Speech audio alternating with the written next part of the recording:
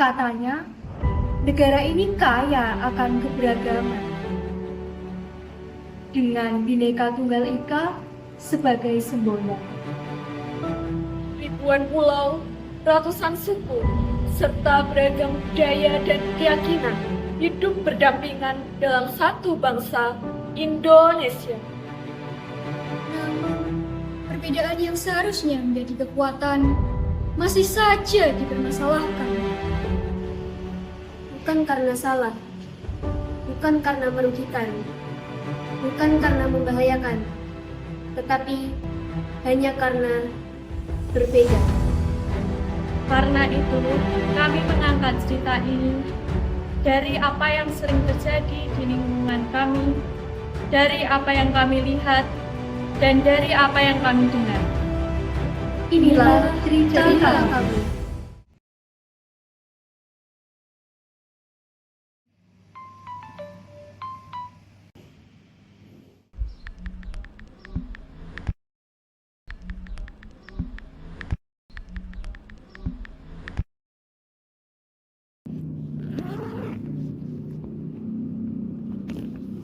Dewan kuliah.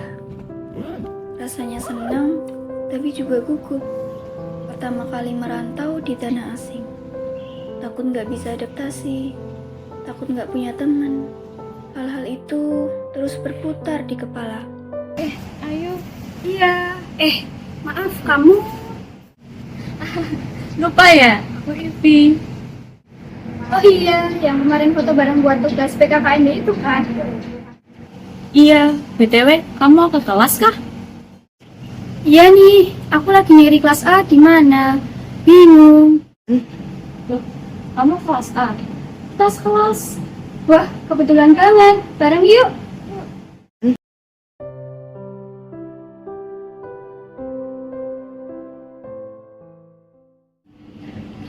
Baru pertama aja udah dikasih tugas. Mana tugas kelompok lagi? Emang kuliah senengnya cuman pas pengumuman lolosnya aja.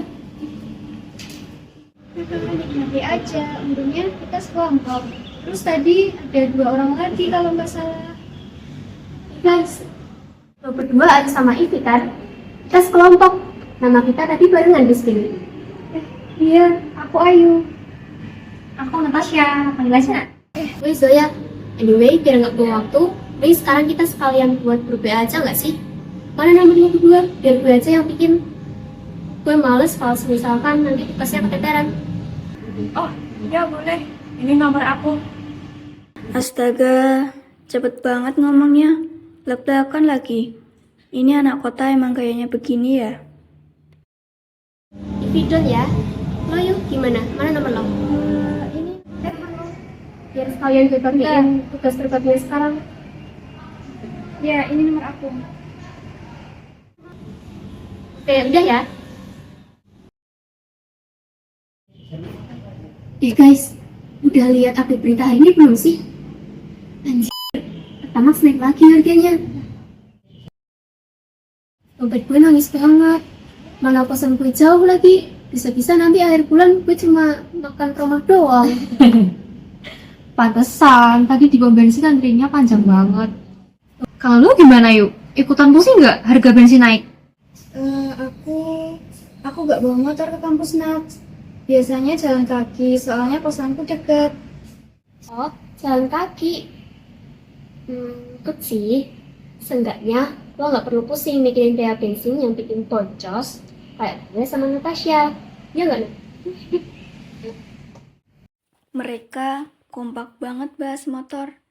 Caraku jalan kaki tadi kedengerannya kuno banget ya di depan mereka. Mana Zoya ngomongnya blak-blakan begitu, kayak lagi nyindir. Terus ngomong kasar lagi, astagfirullah. Ayo balik lagi ke tugas. Ini kan kita udah kelar nih, tinggal finishing sama latihan sedikit buat presentasi. Kalau minggu pagi kita meet sebentar di kosan gue, pada aman nggak? Kalau aku iso kok nak. Maksudnya bisa kok, aman. Oh, iso ya yuk. Literally hal iso nggak sih? Lo bisa, gue bisa. Kita semua harus bisa. Gokil. Malah drakor, Jin. Tapi real sih, lo gemes banget sih yuk. Malah jadi bahasa Korea gitu. Kenapa mereka malah ketawa? Sampai bahasaku dipleset-plesetin segala. Kalau minggu pagi aku nggak bisa, soalnya aku pergi ibadah ke gereja dulu. Palingan agak sorean. Gimana?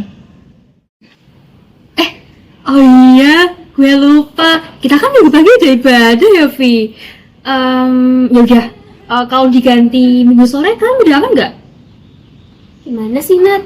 Lo yang nyaranin malah lupa. Kelihatan banget cara ibadahnya. Kalau gue sih aman aja.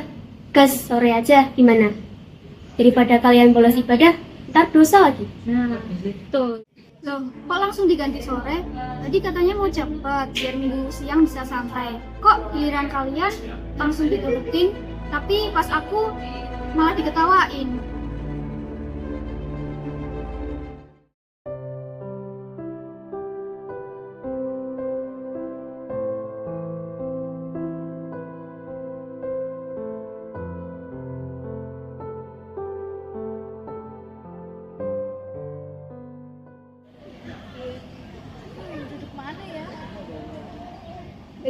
Loh, itu kan Ayu. Samperin deh.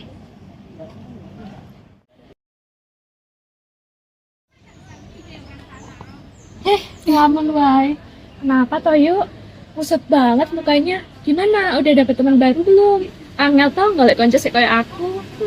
Aku bingung banget, Nay. Baru hari-hari pertama kuliah, aku rasanya udah nggak cocok sama teman sekelompokku. Anak-anak kota tuh kalau ngomong belak-belakan, kasar. Terus cara aku tadi ngomong yang medok malah diketawain. Rasanya kayak aku udah dianggap. Kampus ini tuh ibarat miniatur Indonesia. Orang dari Sabang sampai Merauke kumpul di sini, yang mana mereka punya kultur yang berbeda. Gaya bicara mereka yang kayak gitu emang udah jadi kultur mereka. Bukan berarti mereka benci sama kamu.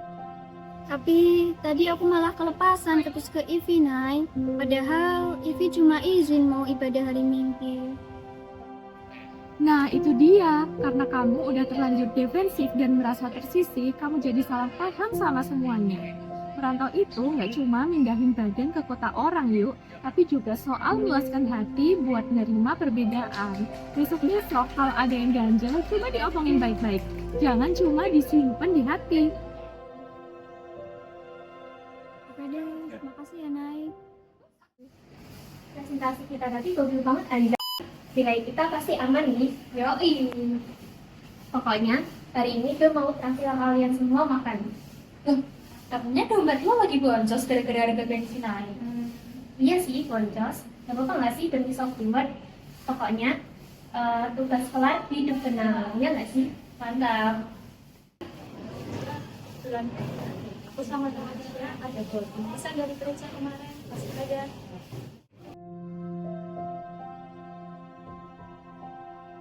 Guys, bentar. Aku mau minta maaf ya soal kemarin.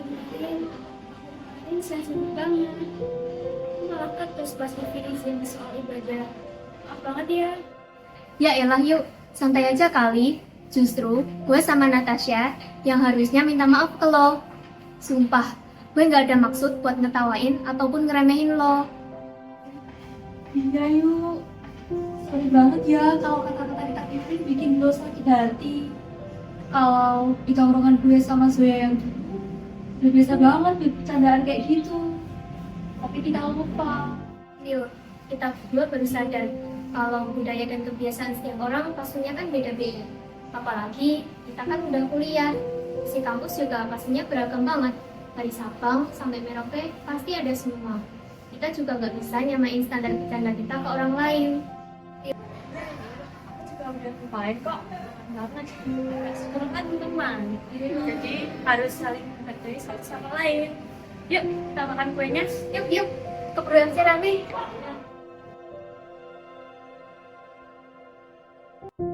Pada akhirnya, aku belajar satu hal penting, Integrasi nasional itu bukan sesuatu yang kompleks yang cuma ada di buku tebal pendidikan kewarganegaraan. Integrasi itu hidup di sekitar kita, dimulai dari ruang kelas, dari kelompok tugas, dan dari kemauan kita untuk menurunkan ego.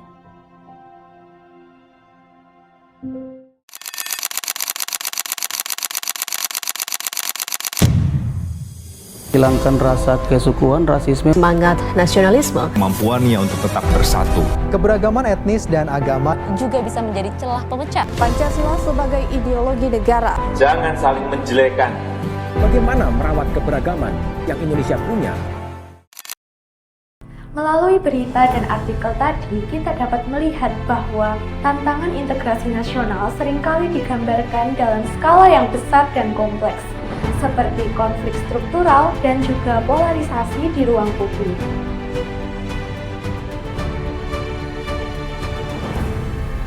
Namun pada kenyataannya, potensi disintegrasi justru paling rentan tumbuh di lingkungan terdekat kita, melalui kesalahpahaman kecil seperti apa yang terjadi pada kelompok Ayu dan teman-temannya.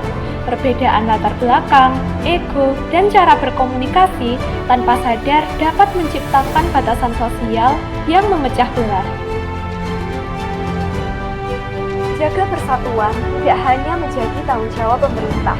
Ini juga merupakan tanggung jawab kita sebagai masyarakat, sebagai warga negara Indonesia.